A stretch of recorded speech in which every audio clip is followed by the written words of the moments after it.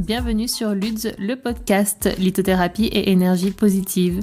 Je suis Ludivine et je vous partage ici tous les outils et les informations dont vous avez besoin pour mieux connaître les pierres et mieux apprivoiser leurs énergies. On parlera donc beaucoup de cristaux, mais pas que. Régulièrement, vous retrouverez ici des épisodes hors série traitant de divers sujets holistiques autour de la psychologie positive, de pratiques naturelles, de l'astrologie, du développement personnel et bien d'autres choses encore. C'est parti! Bonjour à tous et bienvenue sur ce nouvel épisode, le dernier épisode de nos 10 jours full podcast autour des chakras. Ça y est, nous sommes arrivés à notre 10e épisode, nous sommes arrivés à notre épisode bonus numéro 2. J'espère encore une fois que tous les épisodes que vous avez écoutés jusqu'à présent vous ont plu, vous ont apporté des clés supplémentaires à votre quotidien. Si vous êtes encore là aujourd'hui en train de m'écouter, j'imagine que c'est oui, je vous remercie donc. Et nous allons entrer dans le vif du sujet de ce bonus numéro 2. Aujourd'hui, je vais vous parler d'autres techniques pour venir rallumer vos chakras, pour venir travailler sur l'énergie de vos chakras, d'autres manières donc spirituelles et moins spirituelles. Donc nous allons parler ici de posture de yoga, d'aromathérapie, donc c'est-à-dire d'huile essentielle, de pratiques tout simplement dans la vie de tous les jours. Et à la fin, je vais vous nommer également quelques pierres magiques, comme j'aime à les appeler, qui sont des pierres si puissantes qu'elles peuvent s'occuper de tous vos chakras et tout faire dans vos chakras, c'est-à-dire purifier, aligner, rééquilibrer. Tout d'abord, petit disclaimer ici, nous allons parler d'huiles essentielles. Les huiles essentielles, c'est une médecine qui s'appelle l'aromathérapie. Une huile essentielle, c'est la quintessence d'une plante. C'est très très très puissant et ce n'est absolument pas à utiliser à la légère. Si on n'a aucune connaissance en huile essentielle, mieux vaut s'abstenir que d'en utiliser sans aucune visibilité. Pourquoi ? Parce que les huiles essentielles peuvent être magiques comme elles peuvent être très nocives dans certains cas, notamment pour les femmes enceintes et les enfants. Certaines huiles sont extrêmement dangereuses pour les femmes enceintes durant leur grossesse, durant leur allaitement et également pour les enfants. Certaines feront des merveilles, mais d'autres seront très dangereuses. Donc dans le doute, mieux vaut s'abstenir, même si ça veut forcément dire oui, se priver d'huile magique, mais si on n'a pas de connaissances, il vaut mieux faire ça plutôt que d'utiliser des huiles à l'aveugle en fait et risquer de gros problèmes. Donc si vous voulez les utiliser, soyez très bien renseignés. Faites-vous accompagner par un professionnel. De la même façon que si vous avez une pathologie ou si vous avez une maladie, certaines huiles essentielles, malheureusement, vont venir accentuer une dégénérescence. Donc, encore une fois, renseignez-vous bien, c'est votre responsabilité ici d'adapter les huiles dont je vais parler à votre propre cas. Ok ? Donc, on va commencer avec le chakra racine et on va commencer par les huiles essentielles qui vont venir idéalement ancrer nos racines, venir réveiller ce chakra. On pensera à toutes les huiles essentielles qui sont boisées, qui sont résineuses. On va penser aux huiles essentielles des arbres parce que, évidemment, on repense aux racines et l'arbre, rien n'est plus ancré qu'un arbre. Donc, toutes les huiles essentielles de manière générale qui sont rattachées à un arbre, à l'essence d'un arbre, vont être idéales forcément pour travailler sur ce chakra. Vous pouvez choisir celle qui vous plaît le plus déjà de manière olfactive. Et on peut également penser à celle qui va venir peut-être avoir des spécificités sur ce que vous voulez travailler pour aller vraiment plus dans le détail. L'huile essentielle de benjoin va être extraordinaire, d'épinette noire va être également fabuleuse, de cèdre atlas, vraiment toutes ces huiles très boisées vont être extraordinaires. Donc maintenant, comment utiliser ces huiles ? Certaines peuvent être directement appliquées sur la peau. Dans ce cas, l'idéal est tout de même de la couper avec de l'huile végétale. L'huile végétale de jojoba, c'est celle que je trouve la plus neutre en tout cas, mais vous pouvez tout à fait la couper dans l'huile végétale que vous souhaitez, peut-être pour venir choisir des propriétés qui vont venir aussi s'ajouter à ce dont vous avez besoin. Vous pouvez choisir de l'huile végétale d'amande douce, de l'huile végétale de noisette, de l'huile végétale de rose, vraiment l'huile végétale que vous souhaitez. Donc vous pouvez par exemple au niveau de la posologie, très souvent le minimum c'est mettre 5 gouttes d'huile essentielle dans 10 ml d'huile végétale. Après référez-vous à votre huile pour voir justement qu'est-ce qui est le plus adapté. Certaines huiles essentielles vont pouvoir être ingérées, donc là encore une fois il faut vraiment être bien renseigné, et d'autres vont pouvoir être diffusées tout simplement, donc là c'est la manière la plus facile d'utiliser une huile, on la diffuse et on la respire, ou alors on la met sur un stick olfactif également, où là vous pouvez respirer l'huile. Si vous choisissez la méthode de la diffusion, encore une fois, faites attention aux personnes qui sont présentes parce que les animaux, les enfants, encore une fois, ou les personnes qui sont malades, vont également respirer cela si elles sont avec vous et ça peut aussi être problématique à ce niveau-là. Maintenant, pour parler de quelques postures de yoga qui sont idéales pour le chakra racine, on va penser à la posture de l'arbre, qui est une posture qui va venir vraiment vous ancrer. On peut penser également à la posture du papillon, où là vraiment votre chakra racine, sa base est posée sur le sol et vous venez vraiment être complètement droit, aligné et centré. Mais on peut également penser par exemple à la pose du bâton ou encore la pose de la chaise, d'accord? Donc là, je vais avoir du mal à vous les décrire à l'oral, donc je vous invite à aller les regarder sur Internet si vous ne les connaissez pas. Mais c'est quelques postures qui sont vraiment bien pour venir travailler sur le chakra racine. Ensuite, quelques pratiques tout simplement pour venir travailler l'énergie du chakra racine, ça va être de marcher pieds nus dans l'herbe, marcher pieds nus dans la nature si vous en avez la possibilité. Ça va être le jardinage également, avoir les mains vraiment ancrées dans la terre. Également, votre odorat va venir respirer ce qu'on appelle les phytoncides. C'est des molécules qui sont dégagées par les arbres, donc là, ça va venir vraiment vous ancrer, vous apaiser. Donc là, vraiment, être en nature, c'est l'idéal. Encore une fois, marcher pieds nus dans l'herbe si vous le pouvez, jardiner si vous le pouvez. C'est vraiment passer un moment en nature et se sentir vraiment posé, ancré. Donc passons maintenant au chakra sacré. Donc le chakra sacré, c'est, vous vous rappelez, la féminité, c'est la puissance, c'est la sensualité, c'est la créativité. Donc là, au niveau des huiles essentielles, ça va être tout ce qui est très sensuel justement à la senteur. Donc on va penser à l'huile essentielle de rose musquée, l'huile essentielle de rose de Damas. On va venir penser à l'huile essentielle de bois de haut. Toutes ces huiles essentielles qui sont très chaudes, vous savez, qui sont très enveloppantes, qui viennent un peu apporter de la motivation, qui viennent apporter un petit peu de la chaleur dans ce chakra. On peut penser à l'huile essentielle de santal, à l'huile essentielle de néroli, à l'huile essentielle de jasmin. Donc vous voyez toutes ces senteurs qui sont vraiment, encore une fois, très chaudes, qui vont venir vraiment réchauffer ce chakra, l'animer, d'accord ? Pour la posture, il y a une posture qui est vraiment idéale pour ce chakra parce qu'elle vient apporter de l'énergie dans ce chakra sacré et elle vient la faire monter dans le chakra du plexus solaire et même dans le chakra cœur. Cette posture, c'est la posture du chameau. Donc c'est une posture d'étirement en fait de tout le haut du dos et qui vient même tirer jusqu'à la gorge finalement. Donc c'est une posture qui est vraiment très bien pour faire circuler l'énergie là-dedans et la redynamiser. Après, on a également toutes les variantes de la posture du guerrier qui sont superbes parce qu'elles viennent apporter un peu de l'empouvoirment dans ce chakra. Elles viennent vraiment donner de la puissance. Donc la pose de la déesse également est très bonne pour ça. La pose du pont également parce qu'elle vient surélever le chakra, elle vient le mettre en avant. Donc vous l'aurez compris, toutes les poses qui viennent travailler sur les hanches, viennent ouvrir les hanches, vont être idéales pour travailler sur son chakra sacré. Ensuite, dans des pratiques de tous les jours pour venir travailler dans ce chakra, on a la danse. La danse, vraiment, c'est venir exprimer une sorte de sensualité, une sorte de créativité. C'est venir vraiment s'amuser.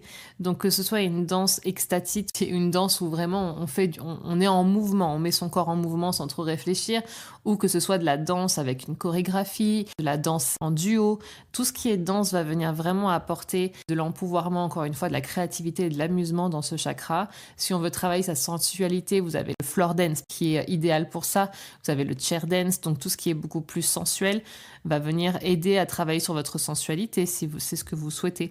Donc voilà, tout ce qui est danse est idéal. C'est un peu suivre le flux, vous savez, ouvrir ce chakra. Donc ça peut être la nage aussi, parce que ça peut être exprimer sa créativité, donc par la peinture, par la poterie, par l'écriture intuitive. Voilà, tout ce qui peut apporter une touche de créativité et laisser s'exprimer vraiment cette créativité qui se trouve dans ce chakra-là, la libérer. Donc montons maintenant dans notre plexus solaire. Quelle huile essentielle idéale pour ce chakra? Les huiles essentielles ici vont être les huiles dynamisantes. Vous vous rappelez, c'est la joie de vivre, c'est la positivité, c'est avoir envie de croquer la vie.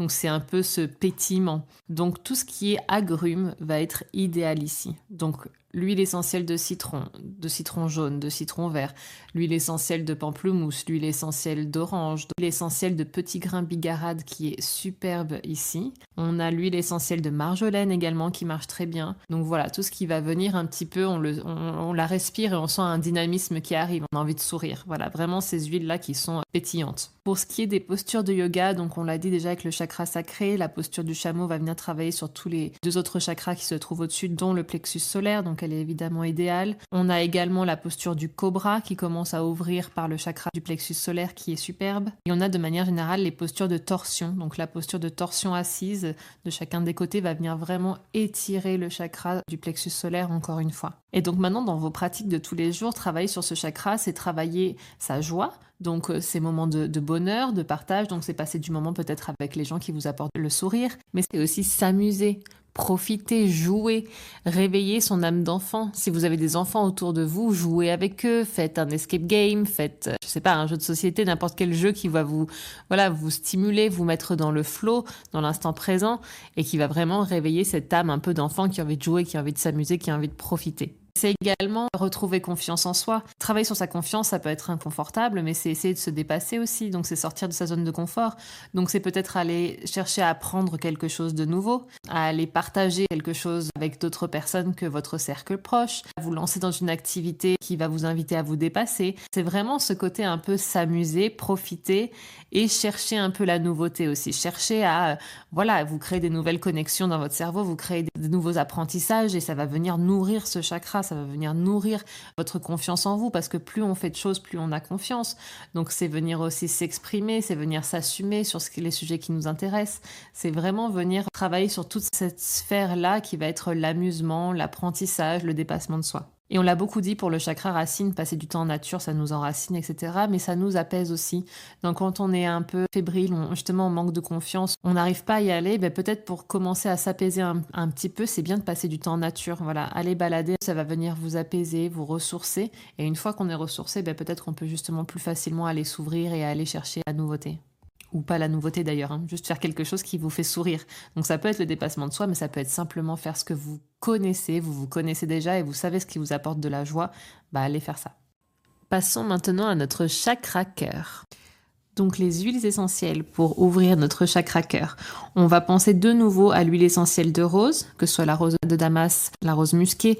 Cette huile-là est intimement connectée à la féminité, donc elle est aussi connectée au cœur par définition. Donc c'est une parfaite huile essentielle ici. On pensera également à l'huile essentielle d'ylang-ylang qui est très apaisante. Elle vient vraiment relaxer, apaiser, donc c'est très très bon pour notre centre émotionnel. L'huile essentielle de géranium rosa aussi qui vient un peu calmer le feu, donc qui vient un petit peu apaiser le cœur une nouvelle fois. L'huile essentielle de lavande. L'huile essentielle de lavande, on la retrouve pour les 3 chakras du haut en fait, tellement elle est apaisante. C'est le cas également de l'huile essentielle d'ylang-ylang parce que ça vient un peu calmer, apaiser tout ça, que ce soit le mental tout en haut, la connexion ou encore une fois le centre émotionnel qu'est le cœur. Et pour le cœur, on peut penser aussi à l'huile essentielle de jasmin, l'huile essentielle de néroli aussi. Pour le yoga maintenant. Donc, on l'a dit, certaines postures qui vont ouvrir le chakra sacré, mais surtout le chakra du plexus solaire, vont très souvent ouvrir en même temps le chakra cœur, parce que on ouvre la cage thoracique et elle comprend un peu ces 2 pôles-là. Donc, les positions qu'on a dit pour le chakra du plexus solaire vont très souvent marcher pour le chakra cœur, mais on peut également penser donc à la pose du cobra, mais aussi à la posture du sphinx. La posture du sphinx, c'est un peu plus doux et là, ça travaille de manière plus ciblée sur le cœur, vraiment. Et c'est d'ailleurs une posture qui n'est pas forcément conseillée lorsque l'on est enceinte. J'ai aussi un petit disclaimer à vous dire là, c'est que si vous êtes enceinte ou que vous avez des douleurs particulières, il vaut mieux être accompagné pour pouvoir être sûr que les postures que vous allez vouloir faire vont pas vous faire plus de mal que de bien. Il y a du yoga pour les femmes enceintes qui est fabuleux, mais les postures sont différentes, justement, elles sont adaptées. Donc là, encore une fois, une petite parenthèse pour vous dire, essayez d'adapter votre pratique à votre cas personnel. Et pour les pratiques du quotidien, pour venir travailler sur son chakra cœur, évidemment, c'est de passer du temps avec les personnes qu'on aime profondément. C'est également s'apaiser si on en a besoin. Donc, encore une fois, passer du temps en nature, il n'y a rien de plus apaisant. Donc, ça va venir calmer votre cœur. C'est passer du temps avec soi aussi. Vraiment du temps seul pour pouvoir se retrouver, être un peu dans un cocon, sans personne autour pour venir justement demander de la connexion à notre cœur. Donc, c'est un peu le laisser tranquille en passant du temps seul avec soi-même. Ça permet aussi de comprendre les émotions que l'on a, les sentiments envers certaines personnes. Donc voilà, c'est passer du temps seul. Et on l'a dit tout au long de la série sur les chakras, pour tous les chakras, ce qui est idéal, c'est la méditation ou alors la pleine conscience, vraiment. Mais pour ce chakra cœur, c'est évidemment encore plus fort parce qu'on est sur le centre émotionnel premier, on est sur le pont, encore une fois, entre les 3 chakras du bas et les 3 chakras du haut. Donc c'est vraiment une pratique idéale ici aussi. Éveiller ce chakra, c'est également pratiquer la gratitude. Parce que pratiquer la gratitude, qu'est-ce que c'est finalement? C'est se poser le soir ou le matin, comme on préfère, et d'une façon journalière, se dire, OK, quelles sont les petites choses de la journée qui ont été formidables pour moi? Parfois, ça va être des choses énormes, des gros événements qui sont venus bouleverser votre journée, qui sont merveilleuses. Vous avez été entouré d'amour toute la journée. Et quand c'est pas le cas, justement, quand le chakra cœur est un peu blessé, qu'on a du mal à avoir le positif dans nos journées parce que on est seul, on se sent seul, on n'arrive pas à avoir le positif encore une fois, là, ça va nous forcer à chercher généralement 1 à 3 choses qui ont été positives dans notre journée, parce qu'il y en a forcément. Donc, c'est vraiment essayer de fouiner, de chercher au fin fond de son cœur qu'est-ce qui nous a quand même apporté un peu de joie, un peu de réconfort. Ça peut être le sourire de la personne dans le bus à côté de qui on s'est assise. Quand vraiment rien ne va, quand il n'y a pas de choses ultra positives, quand on manque d'amour, c'est des petites choses comme ça. Mais les petites choses comme ça passent rapidement inaperçues. Et pratiquer la gratitude, c'est se poser 5 minutes et se dire, oui, en fait, cette personne m'a souri, à ce moment-là, ça m'a fait du bien. Donc, c'est petit à petit venir rallumer ce chakra cœur par des petites choses qui vont attirer de plus grandes choses à ce cœur. Passons maintenant au-dessus, au chakra gorge. Donc les meilleures huiles essentielles pour votre chakra gorge vont être l'huile essentielle de menthe poivrée, l'huile essentielle de sauge sclarée, l'huile essentielle de thym à linalol, l'huile essentielle de lavande, on l'a dit, qui fait les 3 chakras du haut, de camomille aussi. Donc vraiment là, on est sur des huiles pépites pour le chakra gorge. En ce qui concerne les postures de yoga, là on est sur un chakra qui, comme pour tous, mais particulièrement ici, peut être facilement trop ouvert ou trop fermé. Donc on parle beaucoup trop ou on parle pas du tout assez, on a la gorge serrée. Donc là on a pour dénouer notre gorge la posture du poisson qui est idéale. Encore une fois, on l'a dit avant, le cobra et le sphinx sont parfaits pour pouvoir ouvrir nos 3 chakras des centres émotionnels, en commençant par le plexus, le cœur et la gorge. Mais le poisson est vraiment ciblé sur la gorge, d'accord? Donc il va venir un peu décoincer, dénouer la gorge trop serrée qu'on peut avoir. À l'inverse, quand on ne réfléchit pas avant de parler, tout sort beaucoup trop facilement.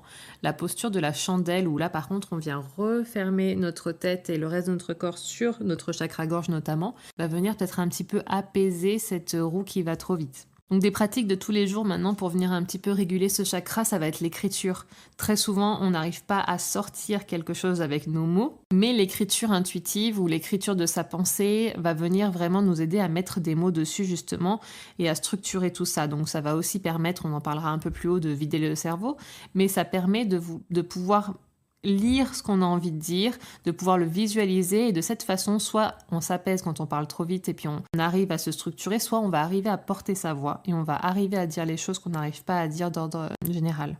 Le chakra-gorge, vous savez, on l'a dit aussi, sa couleur c'est le bleu ciel. Donc c'est vraiment la couleur qui le nourrit. Donc vous pouvez aussi vous allonger si vous avez la chance d'avoir du ciel bleu au-dessus de votre tête. C'est mon cas aujourd'hui, c'est pas tous les jours. Vous pouvez vous allonger et regarder le ciel tout simplement. Donc ça va vous vider l'esprit et ça va vous concentrer sur ce bleu en face de vous qui va avoir une connexion certaine avec votre chakra-gorge. Travaillez les 3 chakras, les 3 plus hauts chakras parce qu'on va apaiser le mental, on va structurer peut-être son intuition et nos pensées et on va voir comment est-ce qu'on va pouvoir retranscrire tout ça par la parole. Donc vraiment s'allonger, regarder le ciel lorsqu'on en a la possibilité et surtout lorsqu'il est bleu, parce que quand il est gris, il est un peu plus déprimant, on est d'accord. Mais lorsqu'on a un beau ciel bleu, c'est se poser, regarder un peu le ciel et ça va venir vraiment apaiser ce chakra-gorge notamment. Passons à notre chakra du 3e œil. Donc les meilleures huiles essentielles pour ce chakra, on l'a dit, c'est des huiles essentielles qui étaient déjà connectées un peu plus bas. On va penser à l'huile essentielle de lavande, on va penser à l'huile essentielle de sauge sclarée, on va penser à l'huile essentielle d'encens, on va penser à de l'huile essentielle de basilic sacré, de camomille, mais aussi de manuka. Pour les positions de yoga, là, on va vraiment penser aux positions où notre tête est rentrée, baissée. On va notamment penser à la posture du chien tête en bas, de l'enfant, de la grenouille, du dauphin. Donc toutes ces postures, j'ai l'impression d'être au zoo là tout d'un coup. Mais voilà, toutes ces postures inversées qui invitent à voir le chakra du 3e œil qui se connecte. Donc encore une fois, si vous ne les connaissez pas, ça sera beaucoup plus parlant en allant chercher les positions sur Internet. Et comment travailler sur ce chakra-là dans la vie de tous les jours? Ça va être essayer de titiller un peu son intuition et essayer de voir à quel point on est capable de deviner certaines actions avant qu'elles ne se passent. Ça va être essayer de deviner l'action suivante de votre livre. Ça va être essayer de deviner le dénouement d'une situation, par exemple. On entend son téléphone sonner, on ne regarde pas, on sait qu'on a reçu un message. Essayez, dans les secondes vraiment qui viennent après avoir entendu la sonnerie, de voir la première personne à qui vous pensez. Et est-ce que c'est cette personne-là qui vous a envoyé un message? Alors évidemment, si toute la journée, c'est que votre mari qui vous écrit, ça va pas marcher. Mais pensez, voilà, vous avez au moins 3 personnes dans la journée qui vont vous contacter de manière régulière. Pensez, la première des 3 qui va vous venir en tête, est-ce que c'est celle-ci qui vous a envoyé un message? Donc voilà, ça peut de plus ou moins bien marcher selon les personnes et selon les situations. Mais essayez ce genre d'exercice si vous voulez travailler un petit peu justement votre perception, votre intuition, etc. Ça peut être également s'essayer à voir l'aura des gens. Vous vous rappelez, on l'a dit, ce chakra du 3e œil, c'est voir autre chose que ce qui est visible par nos yeux. Donc c'est voir cette dimension avec laquelle on arrive à percevoir visuellement l'énergie des gens. Voilà, c'est vraiment essayer d'ouvrir une vision autre, d'essayer de se connecter à l'énergie ambiante, l'énergie autour de nous pour voir ce qui peut se passer. Passons maintenant à notre dernier des 7 chakras principaux, le chakra couronne. Quelles sont ses meilleures huiles essentielles? On va encore une fois retrouver les huiles essentielles du bas. L'huile essentielle de lavande est idéale pour ce chakra, mais également l'huile essentielle d'encens, de genévrier, de jasmin, de myrte. Vraiment, ces huiles essentielles-là sont très très bonnes pour venir travailler sur ce chakra. Pour les postures de yoga pour ce chakra, la plus parlante, c'est la posture de la tête. Parce que là, vous l'aurez compris, on va cibler la tête. Donc elle est idéale pour ce chakra, mais également la posture du poirier, la posture du fœtus et la posture du cadavre. C'est pas très réjouissant le cadavre pour ceux qui connaissent pas le nom des postures de yoga. En français, ça fait pas très joli. Mais voilà, c'est la posture la plus apaisante qui soit, en tout cas, et la moins compliquée à réaliser. Vous verrez si vous cherchez sur Internet. Ces postures sont idéales pour ce chakra. Donc maintenant, nos pratiques de tous les jours pour aider ce chakra, ça va être encore une fois, là on est parfait pour de la méditation, pour de la pleine conscience. En fait, il faut réussir à venir apaiser ce mental, à venir prendre du temps pour soi. Donc ça passe par vraiment un apaisement profond. Donc ça peut être aller se faire masser, aller au spa, aller vraiment quelque part ou faire quelque chose qui va profondément vous apaiser parce que rappelez-vous, ce chakra, c'est un mental qui rumine trop, c'est une personne angoissée, on dort mal, donc on a besoin de se détendre profondément pour pouvoir vous apaiser parce qu'après, si on veut l'ouvrir justement de manière plus énergétique, si on veut l'ouvrir à l'univers, comme on l'a dit, c'est une première porte d'entrée vers la réception des messages et vers vraiment une connexion cosmique. Si on veut travailler cette connexion, déjà faut-il être apaisé. Donc vraiment, encore une fois, méditation, prendre du temps pour soi, faire une sieste, voilà, aller dormir un petit peu, surtout si nos nuits sont agitées et que vous avez l'opportunité de faire une sieste, prenez-la. Après, vous verrez, ça ira certainement mieux. Donc vraiment pouvoir se reposer et s'apaiser. C'est aussi et surtout s'éloigner des technologies. Donc c'est savoir poser son téléphone, c'est savoir éteindre sa télé, c'est savoir peut-être lire un livre qui va faire notre esprit s'évader. C'est vraiment s'éloigner de tout ce qui vient un petit peu apporter du brouhaha mental supplémentaire avec la lumière bleue, avec les informations incessantes, avec le scroll, avec zapper de chaîne en chaîne. Donc c'est aussi mettre ça de côté, c'est vraiment se recentrer de manière simple et pure et s'apaiser en enlevant toutes ces sources de distraction qui viennent juste apporter, encore une fois, de la brume supplémentaire dans le mental. Vous savez également lorsque l'on a du mal à s'endormir le soir parce qu'on pense à beaucoup trop de choses. Tout d'un coup, on se refait le film de notre journée ou alors on est en train de planifier la semaine qui arrive. Là, ce qui est intéressant, c'est de poser tout ça par écrit avant d'aller se coucher. Donc ça va être décharger sa journée en écrivant les gratitudes, justement, on en a parlé avec le chakra cœur, de ce qu'on a vécu dans la journée. Et ça va être également faire cette to-do list, en fait, ouvrir son agenda et le remplir avec ce que l'on sait avoir à faire pour les jours qui viennent, pour ne pas justement qu'au moment d'aller se coucher, tout ça commence à nous trotter un peu dans la tête. Maintenant, petit bonus dans le bonus, si vous voulez faire une seule pratique de yoga qui vienne travailler sur tous vos chakras, c'est tout simple, c'est choisir une posture de yoga de toutes celles que je vous ai énoncées par chakra et en fait en faire une série. Du coup, ça vous fait une séance assez courte et ça vous fait une sorte de salutation au soleil, ça va pas durer plus longtemps et très rapidement, vous allez venir aligner, rééquilibrer et purifier tous les chakras en une séance. Encore une fois, assez rapide, donc ça peut être fait le soir ou le matin lorsque vous avez un moment pour venir soit dynamiser, commencer la journée, soit justement rééquilibrer après tout ce qui s'est passé dans votre journée. Donc là, on va commencer avec le chakra racine avec une posture de la montagne, d'accord, ou une posture de l'arbre. Ensuite, vous passez au chakra sacré, posture du papillon, on vient s'asseoir, on se pose. Plexus solaire, posture du chameau. Chakra cœur, posture du sphinx. Chakra de la gorge, posture du poisson. Chakra du 3e œil, posture du chien tête en bas. Chakra coronal, la posture du fœtus. Donc là, c'est très rapide, c'est un enchaînement de 7 postures qui va venir vraiment libérer et fluidifier en tous les cas la connexion entre tous les chakras. Maintenant, pour les pierres qui vont venir se connecter à tous vos chakras. Il n'y en a pas beaucoup en tous les cas, je ne vais pas vous en parler de beaucoup aujourd'hui. Je tiens à préciser qu'avant toute pratique de méditation avec des pierres ou toute pratique tout court avec des pierres, il faut les purifier, d'accord? Donc les nettoyer énergétiquement avec la manière que vous préférez, donc soit par l'eau, dépendamment de l'affection de l'eau de vos pierres, par la fumigation, ça reste la manière la plus neutre, comme la poser sur une fleur de vie par exemple, mais vraiment, il faut la nettoyer des énergies qu'elle contient déjà. On en parlera beaucoup plus dans un épisode dédié si vous le souhaitez à propos du déchargement, donc la purification et le rechargement. Mais voilà, petite parenthèse. Donc ces cristaux, quels sont-ils? Le cristal de roche, on en a parlé, si on doit choisir une seule pierre facile à trouver, peu onéreuse, qui fait tout, le cristal de roche il est idéal. On peut également penser à la numite, on en a parlé, une pierre plus puissante, plus difficile à trouver et plus onéreuse, mais qui va venir vraiment se connecter à tous les chakras. On peut également penser à la moldavite. La moldavite aussi, c'est une pierre qui est assez rare, assez onéreuse. C'est une météorite qu'on trouve en République tchèque. On peut également penser à la halite. La halite, c'est une pierre qui contient une forte teneur en sel également. Donc elle est très purificatrice pour ça. Donc ça a besoin de purifier un peu tous les chakras avec une pierre. Encore une fois, la halite va être parfaite pour ça. Et donc ces pierres, ça va être un peu différent parce que vous n'allez pas forcément les porter avec vous dans la journée pour travailler spécifiquement sur un des chakras. Ça va plutôt être dans une pratique de méditation, de visualisation, où vous allez pouvoir travailler sur un réalignement, sur une purification, sur un rééquilibrage général de tous vos chakras. Donc ça va être une méditation, je le disais.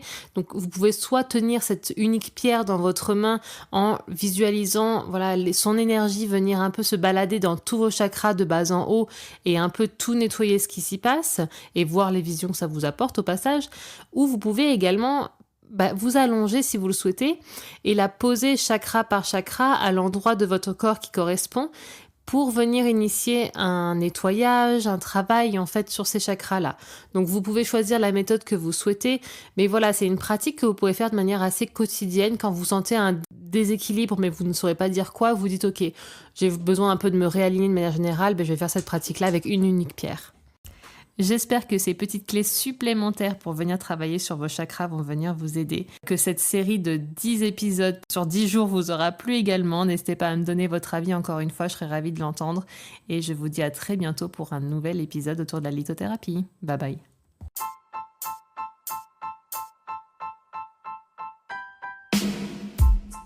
Après chaque épisode ou de manière générale, n'hésitez pas à laisser un commentaire avec vos avis, vos retours, vos questions et éventuellement les sujets que vous aimeriez que nous traitions ensemble. N'hésitez pas également à mettre la note de votre choix sur la plateforme d'écoute que vous utilisez afin de faire connaître ce podcast.